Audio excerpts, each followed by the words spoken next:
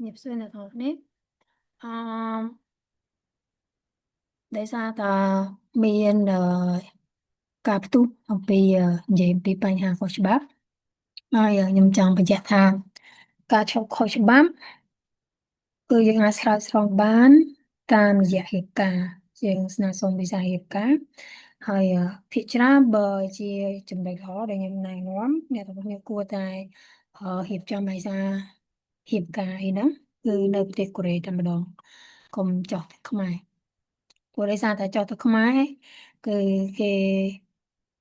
តម្រូវយើងច្រើនទី1ទី2គឺជួនកាលបើសិនជានេះគឺអាចខាត់យើងមួយឆ្នាំ2ឆ្នាំឬក៏ប្រហែលឆ្នាំនៃតាមការផាកពិន័យរបស់គេ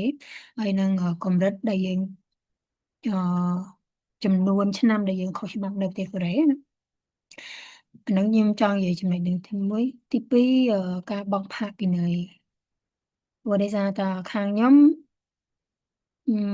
ទទួលថ្លៃសេវាយើងគិតតែថ្លៃសេវារៀបឯកសារទាំងអស់តាំងពីសេះដំបូងដើមដំបូងតែម្ដងហើយរហូតដល់គាត់បាន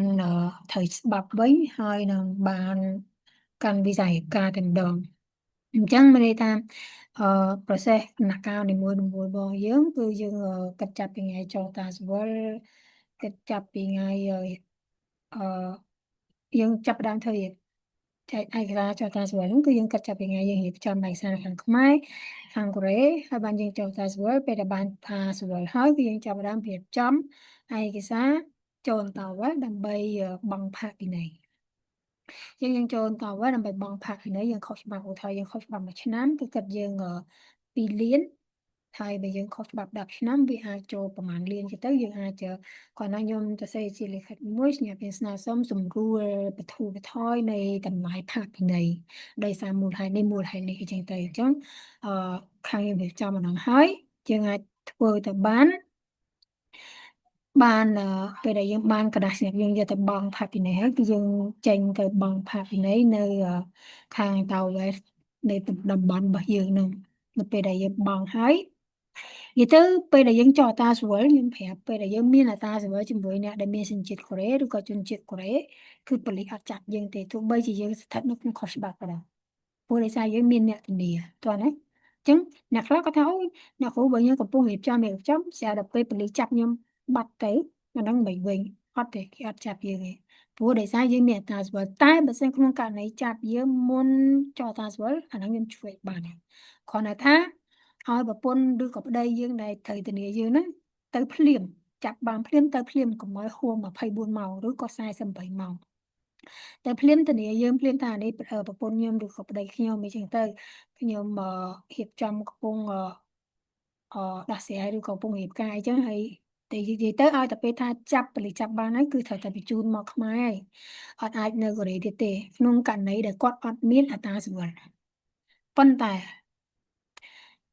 បើគាត់មានអត្រាស្វ័យពីរអ្នកគាត់មានអត្រាស្វ័យហើយប៉ូលីសចាប់បានគឺអត់បញ្ជូនមកខ្មែរទេ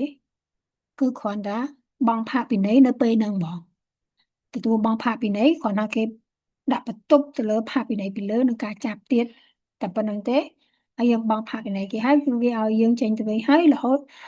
ពេលដែលបានក្រដាស់បង់ផាកពិន័យមកគឺយើងរៀបចំឯកសារខាងខ្ញុំរៀបចំឯកសារសម្រាប់ដាក់ស្នើសុំដូរវីសាតែម្ដងហើយរយៈពេលដូរវីសាពីខុសច្បាប់មកទៅច្បាប់កាន់6ហ្នឹងគឺរយៈពេលពី3ខែទៅ6ខែឬក៏អ្នកខ្លះគាត់អាចដល់1ឆ្នាំប៉ុន្តែក្នុងរយៈពេល3ខែ6ខែ1ឆ្នាំហ្នឹងបើសិនជាខ្ញុំមានករណីប៉ូលីសចាប់ទៀតឬក៏យ៉ាងម៉េចគឺគេលែងចាប់យើងឯងគេគ្រាន់តែមើលទៅគេហុចតាក្រដាស់សម្រាប់យើងកាលណាដែលយើងចូលអន្តោគឺមានវិក័យប័ត្រមួយសម្រាប់យើងថាយើងកំពុងរងចាំវីសាអញ្ចឹងប៉ូលីសគេអត់ចាប់យើងទេយើងកំពុងស្ថិតនៅក្នុង process ឲ្យត្រូវច្បាប់វិញអញ្ចឹងវាអត់មានអីបារម្ភទេយើងបារម្ភនៅក្នុងកន្លងពេលដែលគាត់ចុះតាស្វល់ទេនៅពេលដែលខ្ញុំកំពុងរៀបចំឯកសារនៅខាងខ្មែរហើយខាងកូរ៉េរៀបចំហើយបាទយើងទៅចុះតាស្វល់ក្នុងកន្លងពេលហ្នឹងគឺរយៈពេលប្រហែលជាមួយខែនៃដែលខ្ញុំរៀបចំហ្នឹងអញ្ចឹងយើងគិតចាប់ពីថ្ងៃដែលគាត់ចុះកុងត្រាមួយខ្ញុំគឺចំនួនមួយខែបើសិនជាមួយខែហ្នឹងគាត់អត់មានគេចាប់ឬក៏អត់មានបញ្ហាឬក៏គេចាប់ក្នុងកន្លងពេលដែលយើងចុះតាស្វល់ហ្នឹងពេលដែលយើងទៅចុះតាស្វល់ហ្នឹងគឺយើងអាចមានគេចាប់អីហ្នឹងអាហ្នឹងវាអាចមានបញ្ហាអញ្ចឹងយើងរក្សាឬក៏សុវត្ថិភាពរបស់យើងឲ្យបានក្នុងកន្លងពេលតែមួយខែហ្នឹង នៅគិតចាប់ពីថ្ងៃដែលចុះកុងត្រាំទៅខាងខ្ញុំគឺអត់បញ្ហាទេយើងអត់មានបញ្ហាចោលទេពេលដែលបានចុះតាស្រួលហើយគឺយើងប្រពន្ធប្តីយើងទៅនេះហើយអញ្ចឹងគឺអត់មានការបញ្ជូនមកត្រឡប់មកខ្មែរទេអញ្ចឹងខាងខ្ញុំគឺរៀបចំបញ្ហាហ្នឹងជាមួយវីសាហ្នឹងជាមួយក្រុមការងារនៅកូរ៉េដូច្នេះបើសិនជាបងប្អូនមានចម្ងល់ចំពោះបញ្ហានេះដែលគាត់ខុសច្បាប់ហើយគាត់កំពុងអាស្ថិតនៅប្រទេសកូរ៉េខ្ញុំមិននិយាយអ្នកត្រឡប់មកខ្មែរណាខ្ញុំនិយាយអ្នកដែលគាត់កំពុងស្ថិតនៅប្រទេសកូរ៉េអញ្ចឹងនៅពេលដែលគាត់កំពុងនៅកូរ៉េហើយគាត់មានដៃគូហើយគាត់មានកូនមួយទៀតចំណុចមួយទៀតគឺមានកូនតើគាត់មានកូនមកយើងហេតុឯកសារបានតើគាត់មានកូនមួយគ្នាមានកូនចាប់ពី2 ខែឡើងទៅ8សប្តាហ៍ឡើងទៅឬក៏3 ខែឡើងទៅយើងមានกระดาษពិនិត្យអេកូយើងយោងกระดาษហ្នឹងដើម្បីរៀបចំឯកសារហើយពេលខ្លះprocess យើងអាចពិនិត្យ DNA ទៀតនៅពេលដែលកូនកើតមកគឺគេនឹងទៅពិនិត្យ DNA ហើយបានគេដាក់ឈ្មោះឪពុកហ្នឹងជាកូនរបស់ឪពុក ដាក់ឈ្មោះឪពុកនៅក្នុងបញ្ជីកំណើតរបស់កូនអញ្ចឹងទៅហើយកន្លងពេលហ្នឹងគឺវាអាចព្រោះយើងដឹងស្រាប់ហើយពូវា9 ខែ10 ថ្ងៃអញ្ចឹងក្នុងរយៈពេលដែលយើង process ការងារហ្នឹងវាចូលពីជិត1 ឆ្នាំហ្នឹងឯងអញ្ចឹងចុះតាស្វល់រៀបចំឯកសារហ្នឹងគឺ1 ខែហើយយើងចូលអន្តោវេសរៀបចំឯកសារហើយនឹងបង់ផាកពិន័យវាអាចចូល2 ខែ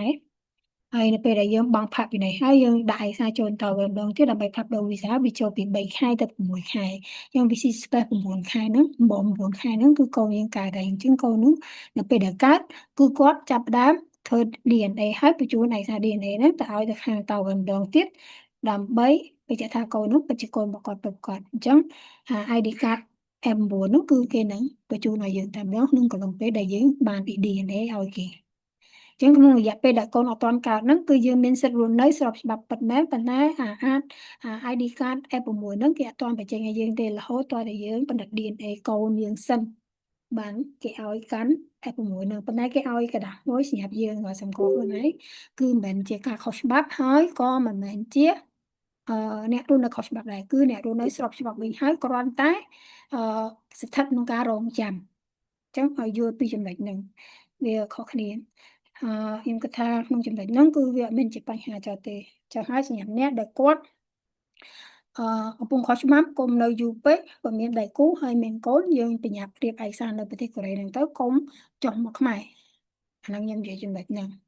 តែបើថាយើងចុះមកខ្មែរហើយមិនងាយទេ